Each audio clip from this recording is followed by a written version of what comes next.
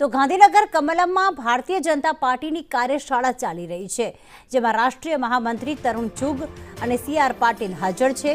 બાબા સાહેબ આંબેડકર જયંતિ સંદર્ભે આ બેઠકમાં ચર્ચા કરવામાં આવી. ભાજપ દેશભરમાં 14 થી 24 એપ્રિલ સુધી કાર્યક્રમો યોજશે.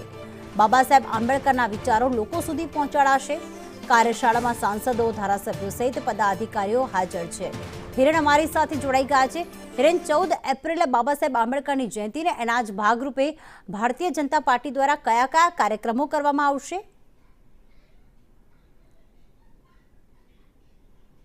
અંદર રાષ્ટ્રીય સ્તરે આ બાબા સાહેબ આંબેડકરની જન્મજયંતિ નિમિત્તે 10 દિવસની ઉજવણીનું કાર્યક્રમ નિશ્ચિત કરવામાં આવ્યું છે.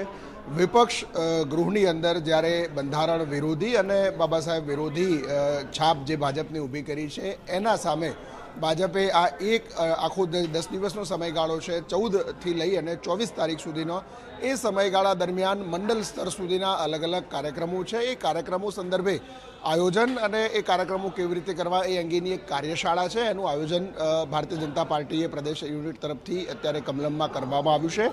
પ્રદેશ પ્રમુખ સી.આર. પાટીલ અને રાષ્ટ્રીય મહામંત્રી તરુણ ચુગ દ્વારા આ વર્કશોપ છે એની અંદર માર્ગદર્શન આપવામાં આવશે, જેમાં તમામ ધારાસભ્યો, કેટલાક સાંસદો પણ હાજર છે. આ ઉપરાંત જિલ્લા સંગઠનના હોદ્દેદારોને હાજર રાખવામાં આવ્યા છે.